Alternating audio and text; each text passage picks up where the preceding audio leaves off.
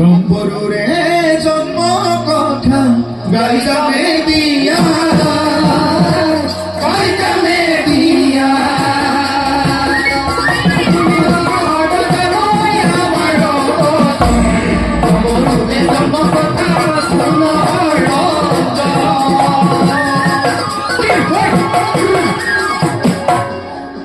যেটিখানে দেবাখুরে সাগর মথিলে আৰু আমি তৰে কৰ পাছে ভাগৱতৰ উদ্ধাৰ